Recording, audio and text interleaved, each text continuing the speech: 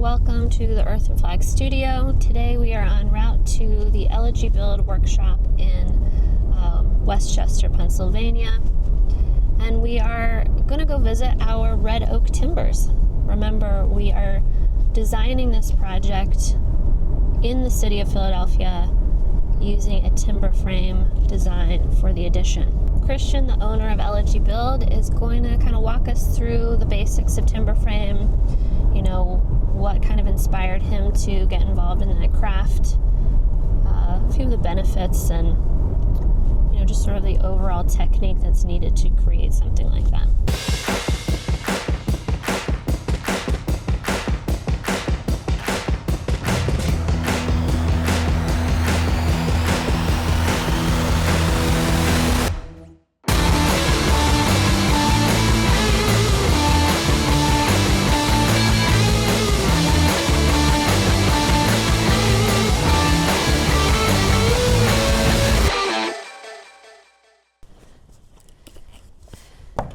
Hey Christian! Hey, how's it going? Going? Welcome to the shop. Excited. Yeah, back. You guys are common regulars out here. Yeah, I know. What do you think of your floor? Woo! That is pretty, pretty impressive. Yeah, you park a truck on it. So if you don't mind kind of walking us through like the assembly. So this will go on top of the brick masonry that was the old kitchen. It's called a spring beam system. So summer beam system has one of these carriers. Spring beam has two. So you'll have the rim joist, spring beams, and then the principal joists or secondary joists going across. It's just going to sit on just like this. We'll go in, we'll drop these in with the crane, drop these in next, and the joists sitting in between. And then those two 8x8s are going to be your posts. That big 8x10 is going to be the rafter plate across, and your whole pile of rafters is sitting over there. So it's going to be pretty straightforward, pretty simple, but you know, it's like your natural local oak. So it's going to be pretty, and the thing that's holding up your house is going to be the thing that you're looking at from the inside of your kitchen. So I want you to envision, I know it's hard to now because it's just sitting on the floor, looking cool, but the end result is going to be pretty wild. When we walk into the kitchen, these will all be exposed. We'll look up into the ceiling. We'll see this structure that's holding up the addition, and we'll have red oak tongue and groove, almost like the floor is the ceiling. I think it's going to be really special. It's going to be so cool. So for those who are not familiar with timber frame, I thought it would be really great to kind of review the basics of why we build this way or why you build this way, Sure. and you know, basic assembly in comparison to, you know, average stick framing. Yeah, absolutely. So I fell in love with timber framing because what you see is what you get. You don't have to hide it. It's beautiful as is. You know, at least for your kitchen, you can walk in and look up, and even in a building like this, you're looking at the frame, and the thing that's there is the thing that's holding the building together. You know, you see what you have to trust to walk around. You know, the structure is there to be like, hey, I got you. This is what it is. Same thing with masonry. Same thing with all architectural finishes. You know, they're honest and straightforward. One of the nice things about our area of the country and our way of building is we get our oak, you know, locally sourced, locally milled. Yeah, that's nice. The price point is lovely, especially if it's green and rough sawn like this. You know, we can do it for like a reasonably competitive price compared to, you know, Doug fir shipped in from British Columbia or wherever else. So for all those reasons, you get the beauty, you get the structure, you get the local craftsmanship and materials. I think it's a superior way of building. So. Yeah, there's a long history of use. You know, this isn't, it's quite technical. You need to know what you're doing to do a good job, I like to think. Christian, he's our man here.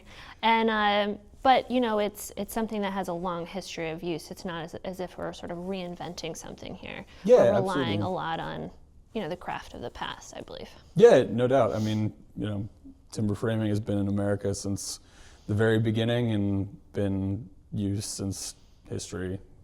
You know, at least in Western culture, cathedrals going all the way back to, you know, when they were stacking rocks on top of each other before they were writing things down. and in the east just as long. So, since there have been trees, and since there have been buildings, and since there have been people trying to live in buildings made out of trees, this is how they used to do it. So, as you said, this is sort of local green red oak, sourced, nearby, which I think is a really beautiful factor. Would you kind of walk us through, your process of sort of picking up the lumber at the mill? Yeah, absolutely. So, I go, mill's about 45 minutes, 50 minutes away from here. They source it within, 50 to 100 miles, so East Coast Pennsylvania.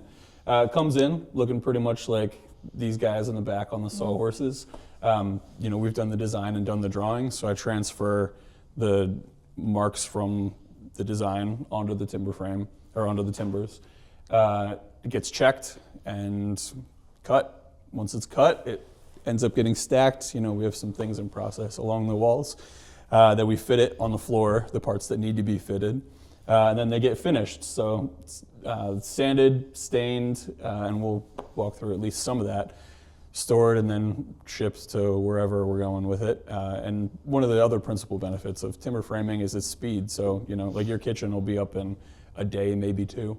And it minimizes the time on site and gets a beautiful timber frame right there. So all the work gets done here in the shop, and then it's just the cherry on top of the sundae out at your place. So. No, I think that is, and I think that is like a really interesting sort of aspect of it's almost like, modern building where they're creating these module systems, right? It's all done, in a shop somewhere, and then it's kind of assembled on site. This is just sort of a more traditional way of doing that, same kind of concept in some ways. And now traditionally, obviously these would have been probably hand hewn. I assume that you're using more modern techniques to make your cuts and so on? Yeah, there's all manner of ways of timber framing, from round log homes to hand hewn beams. These are done on a circular sawmill. Sometimes you have bandsaw mills. There are companies who will go through with a whole slew of robots and make you a timber frame. It depends on who's doing it, the size of the mill, like what's most applicable in the moment. We're trying to do things as much by hand as we possibly can, because the more you can leave a human mark on something, at least I feel it adds to the beauty of it.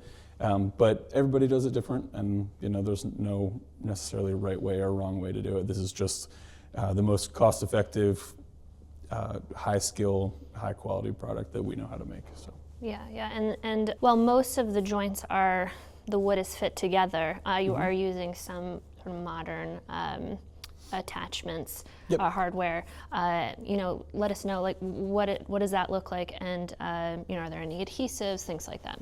Yeah, no adhesives. It's mostly just like a large steel fastener through the top, just for stability.